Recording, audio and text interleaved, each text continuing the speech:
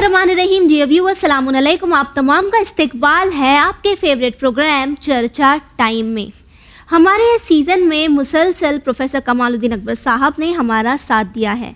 हमारे last episode में हमने बात की थी उन मसलों की जो शादी के बाद सामने आते हैं कि किस तरह एक लड़की को या एक लड़के को शादी के बाद परेशान किया जाता है या बच्चों का इस्तेमाल किया जाता है, किस तरह उसके जो राइट्स है वो उसे नहीं दिए जाते। इन्हीं मसलों पर आज हम फिर से बात करेंगे और साथ ही ये जानने की कोशिश करेंगे कि जो मैरिड कपल्स हैं इन्हें किन चीज़ों का ख्याल रखना चाहिए। राइट साजिद? बिल्कुल, और ऐसे ही कई सवाल हैं आज के इंशाल्लाह शो में हम लोग डिस्कस करेंगे। तो उससे पहले आइए शो पर हम लोग इस्तकबाल करते हैं। हमारे एक्सपर्ट आज मौजूद हैं, बेहतरीन तरीके से आपको तरीका बता सकते हैं कि आपको क्या करना है, कैसे खुशहाल ज़िंदगी गुजारना है। तो आइए शो पर मुलाकात करते हैं आली जनाब प्रोफेसर कमालुद्दीन अकबर साहब क़िबला का। अस्सलाम वालेकुम। अलैकुम अस्सलाम व रहमतुल्लाहि व बरकातुहू। अस्सलाम वालेकुम। अलैकुम अस्सलाम। प्रोफेसर साहब आपका बहुत बहुत शुक्रिया, क्योंकि लास्ट एपिसोड जो हम लोग ने किया था ऐसा ना हो कि वन साइडेड हो जाए, और उसमें हम लोगों ने काफ़ी कुछ बात किया था क्या क्या समाज की प्रॉब्लम है। आज एक प्रॉब्लम मैं आपके सामने रखना चाहता हूँ कि कभी कभी ये देखा जाता है कि लड़की के घर वाले मजबूत होते हैं, उनके हालात मजबूत होते हैं, लड़के के घर वाले या लड़का इतना ज़्यादा मजबूत नहीं होता है, नेटवर्क बहुत होता है इनका। हाँ, जो भी है, लेकिन क्या होता है दिक्कत के अब लड़की वाले लोग लड़के पर हावी हो जाते हैं। ऐसी सिचुएशन में जहाँ पर लड़का मजबूर हो जाता है और इस बात का उसे डर भी होता है कि समाज में उसकी इमेज है, अब यहाँ पे लड़का शरीफ है, वो लड़के की तरह नहीं है जो हम लोग कल बात कर रहे थे, यहाँ पे शरीफ घराना है, और लेकिन ये लड़की वाले भी शरीफ है, लेकिन पैसे की ताकत है, नेटवर्क की ताकत है। ऐसी सिचुएशन में लड़कों पर हावी पड़ना या उन्हें गलत तरीके से फंसाना या प्रेशराइज करना या केस करना कि झूठे, कभी कभी तो होता है जहाँ पे दहेज के लिए उत्पीड़न होता है, लेकिन कभी कभी गलत तोहमत भी लगाई जाती है लड़की वालों की तरफ से। ऐसी सिचुएशन में क्या करना है? भी लगाए जाते हैं इल्ज़ाम। जी देखिए, वही मैंने कहा ना कि यूनिट्स जब ख़राब होते हैं माशरे में, जो यहाँ फैमिली एक यूनिट है, तो जब माशरे में यूनिट ख़राब होता है तो कभी मामला इधर से ख़राब होता है, कभी उधर से एक्सट्रीमिज़म दाखिल होने लगता है। अब लड़की वालों के लिए भी जो बेहतरीन एडवाइस हो सकती है वो यही हो सकती है कि भाई आपने शादी की है, इन लोगों की एक ज़िंदगी है, एक लाइफ है, इसमें अलग हो जाने के बाद और लड़ जाने के बाद क्या होगा? नतीजा ये होगा कि ज़िंदगी दोनों ही की ख़राब होगी। तो हमारी अपनी बेटी की भी ज़िंदगी ख़राब हो रही है, सिर्फ उसी की नहीं ख़राब हो रही। सबसे अच्छा तरीक़ा ये है, अगर सोचा जाए कि एक लड़के की एक लड़की से शादी हुई, हम लोगों ने जो बेस्ट पॉसिबल था वो करवा दिया। दोनों आज के ज़माने में वो बच्चे नहीं होते, जैसे पहले ज़माने में वो 14 साल का लड़का है और 10 साल की लड़की है, शादी हो गई, दोनों बालिग होते हैं। और अब तो गवर्नमेंट लॉ ला रही है कि लड़की की मिनिमम एज 21 साल कर रही है और लड़के की पहले ही से 21 थी। तो 22-24 साल का या 21-22 साल का लड़का हो और 18-19 साल की लड़की हो, और फिर एकदम से इख्तलाफात नहीं शुरू हो जाते, कुछ और भी मैच्योर हो गए। तो जब ये लोग ये अपनी प्रॉब्लम्स को खुद सॉल्व करें बनिस्बत इसके कि एक फ़ौज खड़ी हो जाए, कुछ लोग लड़की की तरफ से खड़े हो गए, कुछ लड़के वालों की तरफ से खड़े हो गए हैं, इसे खुद फैसला करना चाहिए। वरना होगा क्या कि इस वक्त हो सकता है वो हावी हो जाए, लड़की वाले गर्ल्स की साइड से या ब्राइड वाले हावी हो गए ब्राइड ग्रूम साइड पर, और इन्होंने जितना सताना था सता दिया। लेकिन एक ज़माना हो सकता है ऐसा है कि वो लड़की ये सोचे कि हमसे बहुत बड़ी गलती हुई, जिसकी हमें ज़रूरत थी या जो हमारा साथ देता वो नहीं है। तो प्रैक्टिकली अगर रिलीजन से हट के भी देखा जाए तो सोशली और समाजी तौर पर हमें ज़रूरत है कि आपस के रिश्तों में पैचअप हो। इसीलिए देखिए, कुरान ने एक सलूशन दिया था पहले। इख्तिलाफ, जैसे आपने कहा, इख्तिलाफ भाई एक बात चीज़ें ऐसी होती हैं उनको हम इख्तिलाफ कहते भी नहीं, किसी चीज़ में है झंझट हो जाती। आप ऑफिस में 2 आदमियों में कभी कभी झाँव हो जाती है, काम करने वालों में, फैक्ट्री में एग्री डिसएग्री, भाइयों में 2 भाई हैं और मिल के साथ काम करते हैं, वो बड़े भाई ने कुछ कहा और छोटे भाई ने कुछ कहा, ये हो जाता है। बहनों में सब जगह ये होता है कि क्योंकि हम लोग कोई मासूम नहीं, इनफेलेबल नहीं है, परफेक्ट नहीं होते। हम अपनी तरफ से सोच रहे हैं, दूसरा अपनी तरफ से सोच रहा है, तो ये डिफरेंसेस आ जाते। फिर वो धीरे धीरे वो एकदम से अगर वो मोहब्बत दरमियान में होती है तो जो गुस्सा सुबह था वो शाम को नहीं रह गया। तो उसमें कुरान ने ये सलूशन दिया इस आयत में कि ऐसा होना चाहिए कि एक आर्बिट्रेटर, अगर इख्तलाफ हो जाए हस्बैंड और वाइफ में, तो एक arbitrator from the side of the husband और एक arbitrator from the side of the wife. कोई बुजुर्ग है, जो औरत हो मर्द हो कोई भी हो, वो आर्बिट्रेटर या पंच की हैसियत से आए, जो हकम कहेगा, और वो उस प्रॉब्लम को सॉल्व करने की कोशिश करें। तो कुरान ये कहता है कि हो सकता है मौलाना की जरूरत नहीं है इसमें, नहीं कुछ मतलब एलिमेंट फ्रॉम फैमिली मेंबर्स जो हैं जिनका अच्छा उनकी दिलचस्पी भी होती है सलूशन निकालने में, और वाकया से जानते भी हैं, मतलब बाहर वालों को ना पता हो, लेकिन वो लड़की के मामू को और लड़के के मामू या लड़के के चचा को तो ज़रूरी मालूम है मामला क्या है। वो दोनों हैं और दोनों मैच्योर हैं। अच्छा उनका इंटरेस्ट भी होगा कि भाई ये ख़ानदान ना टूटे, बिल्कुल ये भी इंटरेस्ट होगा। तो ऐसी सूरत में ये दोनों हकम कोशिश करें। अब कुरान में अल्लाह ताला फरमाता है कि हो सकता है अल्लाह कोई बेहतरी की राह पैदा कर दे, इसके अंदर कुछ बेहतरी की राह पैदा हो जाए। और ये हमारे यहाँ ईरान में लॉ था पहले, पता नहीं अब क्या पोजीशन है, कि यूँ तलाक कोई दे ही नहीं सकता, न लड़का दे सकता है न लड़की ले सकती है। एक ऑफिस है जो ऑफिसर होता है गवर्नमेंट की तरफ से, मान लीजिए कि ये तेहरान में है तो हो सकता है 2-4 जोन्स में हो, वो दोनों से बात करता है, हस्बैंड वाइफ दोनों से। उसके बाद एक सर्टिफिकेट इशू करता है, इम्पॉसिबिलिटी ऑफ रिकन्सिलिएशन, यानी समझौता नामुमकिन है। अच्छा, तब वो तलाक पड़ी जाती है।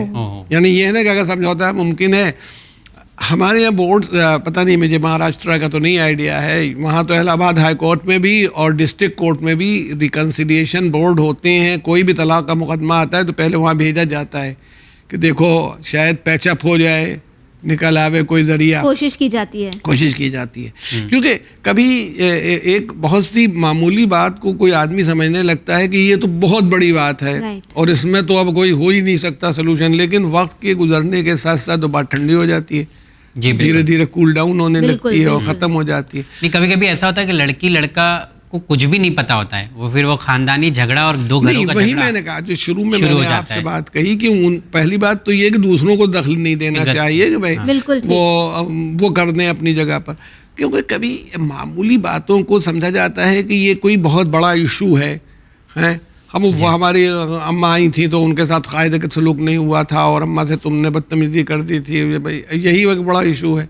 तो भाई हमारी वालिदा आई, उनका ख्याल नहीं किया गया, और ये कोई बहुत बड़े इश्यूज़ नहीं होते। लेकिन जब हमारे यहाँ कहा जाता है कि अगर कोई छोटा सा भी बॉल हो या कोई गोली ऐसी हो और बिल्कुल आँख के आगे लगा ली जाए तो फिर कुछ दिखाई नहीं पड़ेगा, खाली वही प्रॉब्लम नज़र आती रहेगी। लेकिन उसको आप डिस्टेंस पर रख दीजिए तो बात ख़त्म हो जाती है। तो टाइम स्पेस से भी बहुत से मसाइल हल हो जाते हैं, सॉल्व हो जाते हैं। टाइम में इतनी ताकत है, टाइम में। अब हमारे यहाँ इलाहाबाद हाई कोर्ट, उसने सुप्रीम कोर्ट ने एक केस डिसाइड किया, प्रोबेबली 2000 में कुछ किया था, शमीमारा वर्सेस स्टेट ऑफ यूपी। तो उन्होंने ये तलाक मानी नहीं इस तरह की, जैसे हम लोग मुसलमान तलाक दे देते हैं, इस तरह को नहीं माना। अच्छा। उन्होंने कहा कि तलाक तभी होना चाहिए, हो सकती है कुरान की रोशनी में, when it is for a valid cause, cause उसका वैलिड हो तलाक का, कि क्यों दी गई, रीजन क्या है। ऐसा नहीं है कि आपके बताए हुए रीजन पे तलाक नहीं। अच्छा, मुसलमानों में तसव्वुर ये है कि भाई शौहर जब चाहे तलाक दे सकता है। नहीं, तो वैलिड कॉज के लिए होना चाहिए। वैलिड कॉज से मतलब ये है कि भाई औरत नाफरमानी करती है, लड़ती है, घर में रह नहीं रही, छोड़ के चली गई है, कोई ऐसा कॉज हो। दूसरी बात फिर उन्होंने कहा कि कुरान ने ये भी कहा है कि भाई 2 आर्बिट्रेटर हों, तो फिर इनको आर्बिट्रेटर्स को बैठना चाहिए। जब आर्बिट्रेटर फेल कर जाएं तब तलाक प्रोनाउंस की जाए और उसका एविडेंस हो कि तलाक प्रोनाउंस हुई। यानी ये सुप्रीम कोर्ट का जो लेटेस्ट लॉ है वो ये है कि आप तलाक यूं दे ही नहीं सकते जब तक कॉज वैलिड ना हो। यानी अगर कुरान और इस्लाम की रोशनी में हम देखें तो कितना आसान तौर पर मसलों को हल किया जा सकता है। बिल्कुल। लेकिन आज का तो दौर ऐसा है साजिद कि बच्चों का भी इस्तेमाल किया जाता है, और दोनों तरफ से हो जाता है, दोनों तरफ से हो जाता है। चाहे लड़की की बात हो या लड़के की बात हो, कि बच्चों का इस्तेमाल किया जाता है। या तो ये कह देंगे कि माँ बच्चे पे ध्यान नहीं देती, या लड़का बच्चे के लिए खर्चा नहीं देता, इस तरह की चीजें लाते। और जब बच्चे उस उम्र में होते हैं कि चीजें समझते हैं तो इसका असर बच्चों पे भी बहुत गलत होता है। वो भी यही सारी चीजें सीखते हैं, उनको क्या करना चाहिए? मतलब बच्चों के मतलब साइकोलॉजी पे अगर आप देखें तो आगे चल के उन लोग पे बहुत बुरा असर पड़ता है, बहुत बुरा असर। वही होता है गेहूं के साथ घुन भी पिस रहा है बेचारे। देखिए, जब कोई बुराई पैदा होती है तो फिर वो, जैसे मैंने कहा ना कि आग लगी है तो पहले तो सुलगती है वो, फिर मान लीजिए उसमें से शोले उठने लगे। अब ये सिर्फ इतना ही नहीं, अभी ये खाली कमरा जल रहा है, कमरा जलने के बाद ये घर जलेगा तो वे पड़ोस के अंदर भी जलना शुरू होगा। पड़ोसी ये नहीं कह सकते कि इस मकान नंबर में आग लगी थी, हम तो 2 मकान नंबर छोड़ के हैं, हमारे यहाँ क्यों आई, क्योंकि वो तो जो ये खराबी थी, जो आग थी, वो जितना वक्त गुजरता जाएगा, और इसीलिए जब आग लगती है तो सब दौड़ पड़ते हैं इससे पहले कि हमारे घर में आवे यही बुझा लो इसको। हाँ, तो वैसी सिचुएशन इसमें भी होती है कि गलती उस बच्चे की नहीं होती, दोनों की जिम्मेदारी होती है, बिल्कुल नादान पिस जाते हैं। हाँ, वो पिस जाते हैं। अच्छा, ये एक हम इस प्रॉब्लम को यूँ भी करते हैं कि हमारा जो लीगल सिस्टम है, इंडिया में लीगल सिस्टम है, वो सब के लिए, वो खाली मुसलमानों ही के लिए नहीं, सभी के लिए वो बड़ा टाइम टेकिंग है। पढ़ाते तो हम भी यही पढ़ाया जाता है, justice delayed means justice denied, ये पढ़ाते हैं, लेकिन जस्टिस डिलेड और डिनाइड एक मुकदमे का फैसला होने में वर्षों लग जाते हैं। बिल्कुल। हाँ, और उसमें अब वो और उसे फिर झूठ, और ये कोई गवाह आ गया, ये वाला गवाह आ गया और उसने ऐसे कर दिया वैसे कर दिया, ये होता रहता है, तो बरसों आदमी का वक्त बर्बाद होता चला जाता है। बच्चे वही देखकर बड़े होते हैं। हम यही कहते हैं कि लॉ से ज़्यादा समाज के करेक्शन के ऊपर अगर ध्यान दिया जाए, गौर किया जाए कि वो है।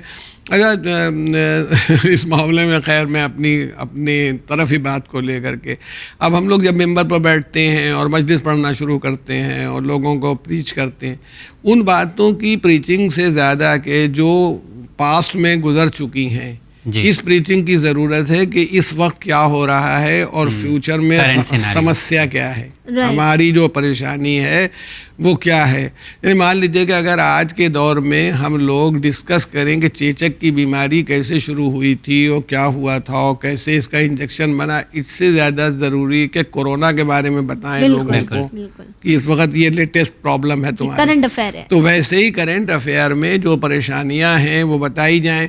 मैंने तो कई बार लोगों से कहा, क्लास में भी कहा, सजेशन दिया कि जब मौलाना साहब या काजी साहब निकाह पढ़ने के लिए आते हैं तो सारा तो मतलब ठीक है, उनको फीस भी मिलनी चाहिए, उनकी खिदमत भी की जानी चाहिए, और मिठाई रखी है और छुहारा और शक्कर रखा हुआ है। अरे ये हम लोगों ने खाली इसी को पकड़ लिया है, सुन्नत है छुहारा। अरे उस ज़माने में मिठाई होती नहीं थी इसलिए सुन्नत है। अरब क्या जानता, अरब को में ना आम था, ना सेब था, ना कोई, तो छुहारा ही था। तो वो ये अवेलेबल भी होता था कि सूखा हुआ रखा है, चाहे सीज़न रुतब का हो चाहे ना हो, तो भाई खुशी के मौके पर कुछ रख दिया जाए। तो चीनी भी यहाँ शुरू हुई होगी, शक्कर, क्योंकि शक्कर भी उस वक्त नहीं होती थी। तो हमारा कहना है कि इन बातों पर जो गैर ज़रूरी होती हैं उस पर इतना ध्यान होता है। अगर मौलाना साहब 15 मिनट 20 मिनट कुछ समझा दिया करें निकाह के मौके पर, तो जो बाराती आए हैं वो भी, जो शरीक लड़की वाले हैं वो भी, और ये दूल्हा भी यहाँ जो बैठे हैं ये भी कम से कम कुछ तो कान में जाए कि तुम्हारी जिम्मेदारी क्या है, तुम्हारी अल्लाह के यहाँ जवाबदेही क्या है, तुम किस जिम्मेदारी में जा रहे हो। उसमें तो वो जैसे सावन के अंधे की तरह हर चीज़ हरी हरी दिखाई पड़ती है, उनको खाली शादी में नज़र आ रहा है। अरे आज हमारे यहाँ वालिदैन भी नहीं, आज देखिए खराबी क्या पैदा होती है, वो दीन रुखसत हो गया। अब वालिदैन क्या होता है, सारी बहस हनीमून मनाने कहाँ जाएंगे जी। अब भाई बड़ी बड़ी शादियाँ हुई, आप बताइए, वो कोई हनीमून नहीं हुआ और सब ऐसी काबिल औलादें पैदा हुई और ये हुआ। तो ठीक है, जाए ना जाए, लेकिन इसी पर जोर। अब जितना बड़ा आदमी है, इंटरनेशनल लेवल पर हनीमून होगा कि इंडिया ही में हो जाएगा कि यहाँ हो जाएगा। जिन चीज़ों की इम्पोर्टेंस नहीं है उन पर काम हो रहा है। जिस चीज़ की इम्पोर्टेंस है, मसलन मैंने कहा था किसी प्रोग्राम में, आपसे भी कहता हूँ कि भाई एक लड़की की शादी हुई है, वो आई है, वो भावज है, बहुत सी नंदे हैं, ये सब लोग हैं। इन नंदों को भावज से इतने एक्सपेक्टेशन क्यों है? इनको चाहिए कि ये अपने भाई को समझाएं कि तुम्हें कैसे डील करना है, तुम्हें कैसे उसका ख्याल करना है, लिहाज करना है, और ये शो करें, ये कोशिश करें। वो एक साहब बहुत, जावेद साहब, डॉक्टर जावेद बहुत इम्पोर्टेंट है आदमी है, मोटिवेशनल स्पीच में उनकी बहुत आती, देते रहते हैं।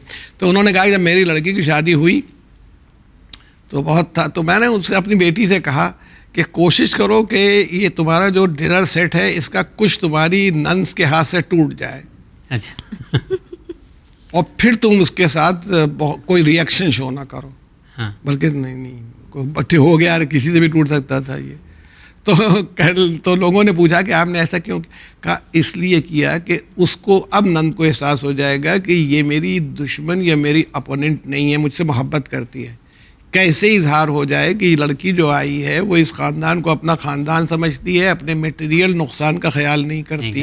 लेकिन ऐसी सोच अगर हो जाए प्रोफेसर साहब तो शायद माशरा बहुत नहीं तो खूबसूरत मतलब हो। ना कि लेकिन दिक्कत क्या होता है कि यहाँ पे लड़की के घर वाले उल्टा पढ़ाया जाता है कि देखो ऐसा नहीं वैसा नहीं, ये नहीं करना वो नहीं करना, तो अब ऐसा नहीं, सब सारी प्रॉब्लम ससुराल में है, कभी कभी मैके वालों की तरफ से भी प्रॉब्लम डाली जाती है कि वो सोशल प्रॉब्लम को सोशल बन रखते ही नहीं, उसे मटेरियल प्रॉब्लम बनाते हैं कि मैं हावी हो जाऊं, मैं चढ़ बैठूं और ये हो जाए।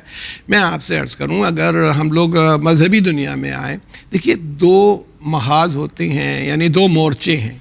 एक घर का मोर्चा होता है जिसमें औरत है जो काम कर रही है। पुराने ज़माने में चक्की पीसती थी बेचारी, आज बहुत से काम करती, काम उतने ही हैं, बढ़ गए हैं, चक्की नहीं पीसनी पड़ती है तो फिर इतने बर्तन धुलते हैं और मॉपिंग होगी और ये होगा वो होगा, वैसे घर हैं उसको मेंटेन करना है, तो काम कम नहीं होता है। बात अलग है, कोई सिल पर मसाला नहीं पीसा जाता है, मशीन में पीसा जाता है, तो सारा काम मौजूद है। शौहर बाहर है, मान लीजिए जॉब करता है, बिजनेस करता है, किसी जगह पढ़ा रहा है, डॉक्टर है, कुछ भी कर रहा हो। जिस आदमी का दाखिली यानी इंटरनल मोर्चा कमज़ोर होगा तो एक्सटर्नल में भी वो कमज़ोर पड़ जाएगा।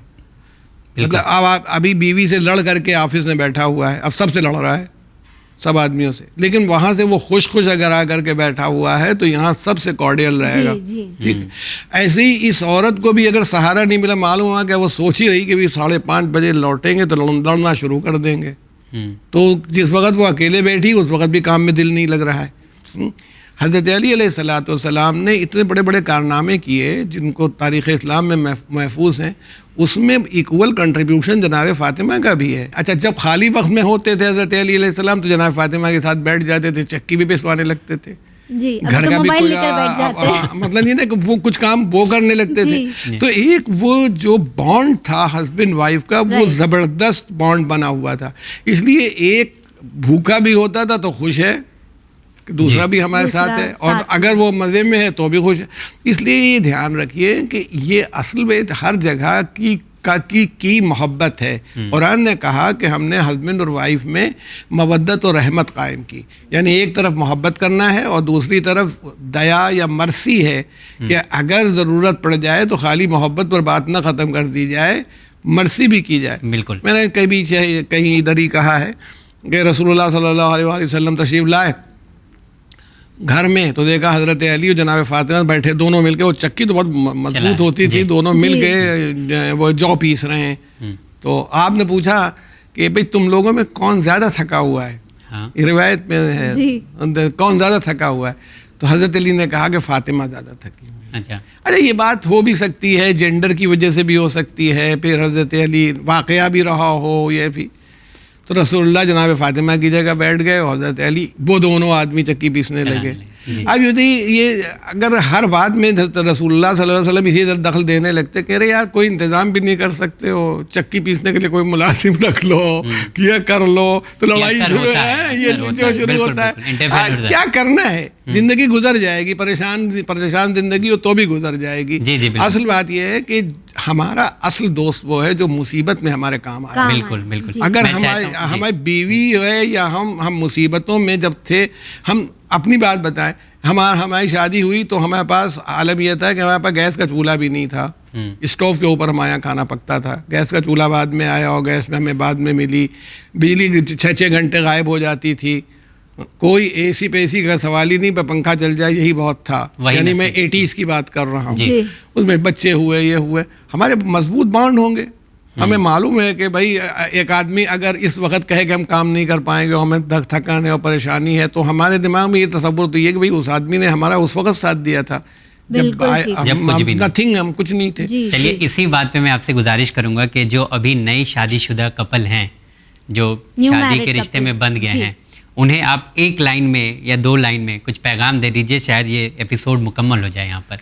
मैं देखिए तमाम लोगों से जो शादी करने का इरादा रखते हैं या शादी जिनकी हो चुकी है, उनसे मैं यही कहूँगा कि बजाय अपनी ईगो को, अपनी अना को दाखिल करने के, अगर वो अपनी मोहब्बत को दाखिल कर दें तो कामयाब रहेंगे।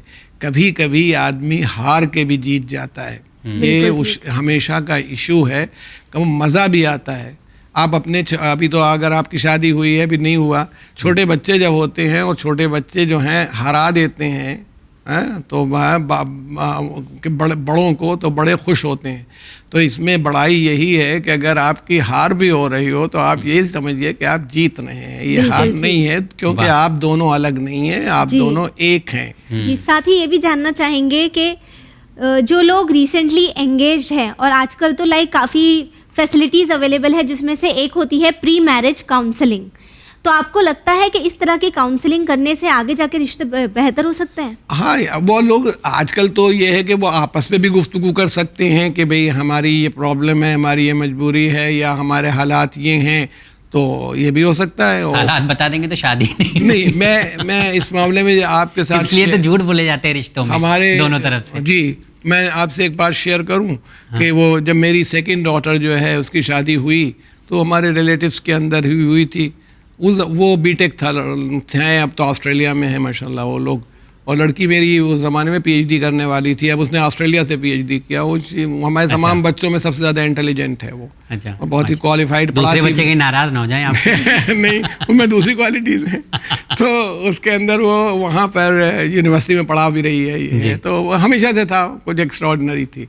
तो मैंने अपने दामाद से, हमने उनको, उस ज़माने में ईमेल होता था, मैंने कहा भाई देखो मुझे कोई ऑब्जेक्शन नहीं है, लेकिन बात यह है कि अगर वो लड़की पीएचडी करे और अब बीटेक, तुमको तो पढ़ाई का मौका नहीं, तुम्हारा तो खाली प्रैक्टिकल फील्ड होगी, तो तुम्हें इसमें कोई ये तो नहीं होगा कि बीवी से टकराए कि बीवी ज़्यादा पढ़ लिख गई, क्वालिफाइड हो गई तो एक टकराव की सूरत हो जाए कि अना पैदा हो, ये तो नहीं होगा। वो पढ़ेगी और हो सकता है उसकी 4 किताबें भी आ जाएं। तो कह नहीं, हमने कहा भाई ये समझ लो अगर, तब तो बात है। तो काउंसलिंग में ये, अच्छा, आपने ऐसे ओपनली बात हाँ, मैंने उससे की, उसका ईमेल पर जवाब आया। हमने कहा भाई हम शादी तब करें अपनी बेटी की, ये ना हो कि कल को तुम वो उसका जो उसकी क्वालिटी है वही उसके लिए मुसीबत बन जाए। हाईली क्वालिफाइड है, ये उसके लिए मुसीबत बने। तो होना आज के दौर में हो रहा है नीलम, ये क्लैरिटी होना बहुत जरूरी है। हम तो कहते हैं आप अपनी वीकनेसेस को भी बता दीजिए। मेरी बड़ी बेटी जो मेरी है वेजिटेरियन है, प्योर वेजिटेरियन। मैंने पहले ही से बता दिया था कि भाई वेजिटेरियन है, वो नॉनवेज पका देगी, खाएगी नहीं। अच्छा, है ना? अब ये मतलब है, अच्छा पहले से बता दिया, नहीं तो ससुराल में जाके ये होता कि बहुत ज्यादा हमारा लड़का जब उसकी शादी की मैंने, तो उससे मैंने उनसे कह दिया था उससे कि भाई इसमें देखिए अभी जॉब में नहीं है, ये तो मैं पहले बताए दे रहा हूँ। मैंने कहा कि रोज़ा बहुत पाबंदी से रखता है, नमाज गंडेदार पढ़ता है, डांट डपट भी हो जाती है उस पर, नमाज क्यों नहीं पढ़ी या सुबह उठ क्यों नहीं पाए। तो कहने लगे इसका मतलब एक मजहबी सनकी नहीं है। ये समझदारी होती है। तो पर आप जैसे लोग या इस तरह की सोच वाले लोग अगर नहीं, हम अगर आप एक बात है, किसी को धोखा दे करके कोई काम करवाएंगे तो बाद में आप खुद फंसेंगे। हम पहले ही बताया जा रहे कि हमारी ये प्रॉब्लम है। थोड़ी देर को मैं यहाँ प्रोग्राम करने के लिए, मैंने पहले ही इन वालों से कहा कि मैं एक दिन में 25 प्रोग्राम कर दूंगा, अरे मुझे तो कुछ होता ही नहीं है। और ये तो जब वो असल जगह पर आए तो फिर हमारी ताकत का अंदाजा अपने आप अभी हो जाएगा कि हम किस लेवल पर हैं और क्या कर सकते हैं। 25 है कि 5 ये इसलिए आप अपनी मजाक हो रहे हैं, इसलिए आप अपनी पोजीशन को साफ वाज़ेह कर दें, लड़के वाले भी और लड़की वाले भी। और उसमें अगर कोई होती है, अच्छा जैसे मैंने अब यही लड़के से कहा, उसने नहीं है, हो सकता है इसको होता, लेकिन मेरे कह देने से उसने रियलाइज किया कि ये कोई बड़ी बात नहीं है। कभी भी ज्यादा पढ़ी लिखी है तो कोई क्या मसला नहीं है। जी, एक्चुअली प्रॉब्लम ये है ना, अगर हम आज के माशरे की बात करें तो शादी से पहले कुछ और पिक्चर दिखाई जाती है और बाद में निकलता कुछ है, जिसकी वजह से मसले होते हैं। वो झूठ पर पूरी इमारत तामीर की जाती है। मतलब लड़की तो सीधी जनाब फातिमा की पढ़ी हुई है, ये बताया जाता है, लड़का हजरत अली का बिल्कुल शागिर्द है। कुछ और ही है, बात नेचुरल है भाई, हमारी आपकी तरह के आदमी होते हैं, उनमें अच्छाइयाँ बुराइयाँ सब एक साथ होती हैं। अब तो मनकवत कसीदा भी लगा दिया जाता है, अली के साथ है ज़हरा, और उसी तो बहुत कॉमन हो चुका है। इतनी अफसोसनाक बात है, फिर बाद में पता चलता है कहाँ आपका लड़का, कहाँ आपकी लड़की, कहाँ हजरत अली जनाब फातिमा की शादी। बिल्कुल ठीक, बहुत अच्छा डिस्कशन रहा प्रोफेसर साहब, और मैं उम्मीद करती हूँ साजिद के हमारे जो व्यूअर्स हैं इन्होंने आज का प्रोग्राम एंजॉय भी किया होगा, बिल्कुल, और साथ ही काफी कुछ सीखा भी होगा, खासकर हमारे जो न्यू कपल्स है या जो आगे जाके शादी के रिश्ते में बनने जा रहे हैं इन लोगों ने। जी प्रोफेसर साहब, आपका बहुत बहुत शुक्रिया। इंशाल्लाह अगले एपिसोड में फिर मुलाकात करेंगे। इंशाल्लाह इंशाल्लाह। ताला। नीलम, आज का जो प्रोग्राम था वो बहुत मतलब खुशी खुशी खत्म हो रहा है, अल्हम्दुलिल्लाह। क्योंकि एक सीरियस मैटर से हम लोग ने शुरुआत किया था, लेकिन अल्हम्दुलिल्लाह हंसते हंसते इस प्रोग्राम को हम लोग खत्म कर रहे हैं। इसी तरह आप तमाम लोग भी अपनी ज़िंदगी में हंसते रहिए, मुस्कुराते रहिए, एक दूसरे का साथ दीजिए। गम और खुशी ज़िंदगी का हिस्सा है, इससे पहले हम लोग बात कर चुके हैं। तो उतार चढ़ाव हर किसी की ज़िंदगी में होते हैं, लेकिन इसका मतलब नहीं कि इंसान अपने जहन से उतर जाए और इस तरह की हरकत करने लगे कि रिश्ता टूट जाए। जी। उम्मीद करता हूँ कि एक बेहतर ज़िंदगी हम लोग गुजारेंगे और एक बेहतर समाज हम लोग बनाएंगे। देखते रहिए चैनल विद। बहुत बहुत शुक्रिया। खुदा हाफिज़।